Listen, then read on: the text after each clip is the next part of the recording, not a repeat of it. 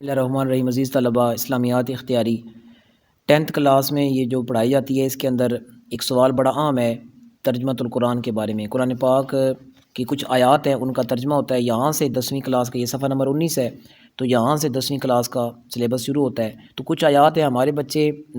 دھیان نہیں کرتے، حالانکہ یہ ہمارے اوپر فرض ہے کہ ہم دیکھیں۔ ویسے بھی ایک تو پیپر کے نقطہ نظر سے تو ہم نے تیاری کرنی ہوتی ہے، لیکن یہ ہے کہ ویسے بھی قرآن پاک کو پڑھا جائے، سمجھائے، ہمیں پتہ چلے کہ قرآن پاک میں کیا لکھا ہوا ہے، تو ذوق شوق کرنا چاہیے۔ ایک ایک لفظ کی بڑی نیکی ہیں، الف کی 10 نیکی ہیں، لام کی 10 نیکی ہیں، میم کی 10 نیکی ہیں، تو دیکھیں کتنی عام۔ اور جو بندہ سمجھتا ہے قرآن پاک کو اور اس کے اوپر عمل کرنے کو، اس کو تو وہ نور اللہ نور ہے۔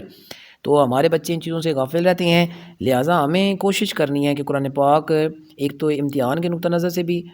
تیاری ہو، لیکن اصل جو چیز ہے وہ ہے ہم آخرت کے لیے اس کو سمجھیں اور اس کے اوپر عمل کریں۔ یہاں سے قیامت کی نشانیاں بتائی گئی ہیں۔ اللہ پاک نے، میں قریب کرتا ہوں کہ اللہ رب العزت نے ارشاد فرمایا اذا السماء فطرت، جب آسمان، فطرت کا مطلب پھٹ جانا، فرمایا جب آسمان پھٹ جائے گا، واذا الکواکب، اور جب ستارے، کواکب کوکب کی جمع ہے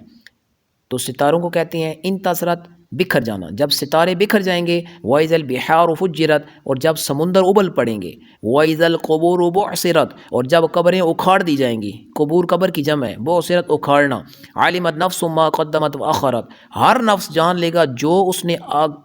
قدمت آگے بھیجا، و اخرت، اور جو پیچھے چھوڑ آیا، تو وہ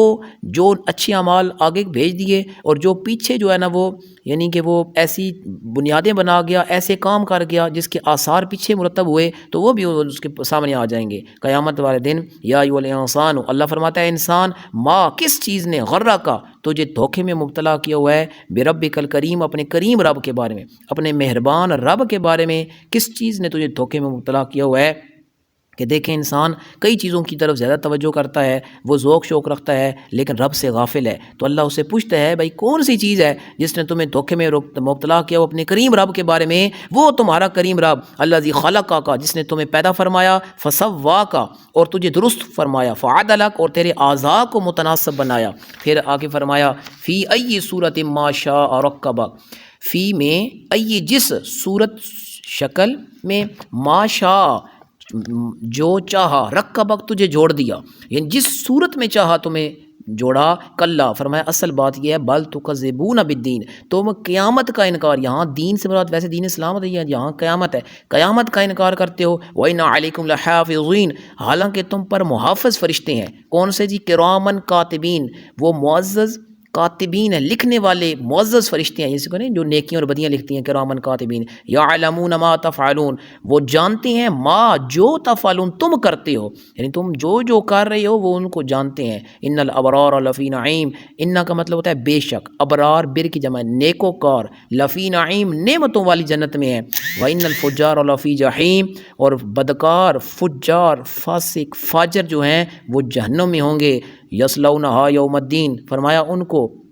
یصلونہ کا مطلب ہوتا ہے ڈالا جائے گا، ہاں ان کو، یوم الدین، قیامت کے دن، یعنی ان کو قیامت کے دن جہنم میں پھینکا جائے گا، وما ہم عنہا بغائبین، اور وہ اس میں سے غائب نہیں ہو سکیں گے، وہاں سے بھاگ نہیں سکیں گے، وما ادراک ما یوم الدین، فرمایا تم کیا جانو قیامت کیا ہے، ثم ما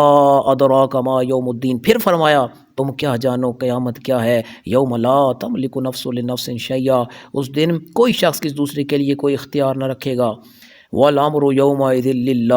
اور امر، حکم، یومئذ، اس دن، للہ، اللہ ہی کا ہوگا۔ تو یہ سورہ انفطار ہے۔ دیکھیں اس کے الفاظ کے معنی پہلے یاد کریں بچوں، الفاظ کے معنی یاد کرنے کے بعد پھر آپ اس کا ترجمہ یاد کریں۔ جب بھی کوئی صورت یہ سورہ انفطار پڑھ رہا ہو، آپ کو پتہ ہو کہ کیا پڑھا جا رہا ہے، اس کے اندر کیا حکم ہے، قیامت کی کون کون سی نشانیاں ہیں، اس سے انسان کا ایمان مضبوط ہوتا ہے۔ اور پھر جب یہ یاد کریں گے، اس کی کوشش کریں آیتوں کا ترجمہ، اور اس کی تشریح بھی ہوتی ہے۔ پیپر کے اندر سوال آتا ہے کہ یہ مطلب یہ آیت آئی نا، ان الابرار لفی نعیم و ان الفجار لفی جحیم،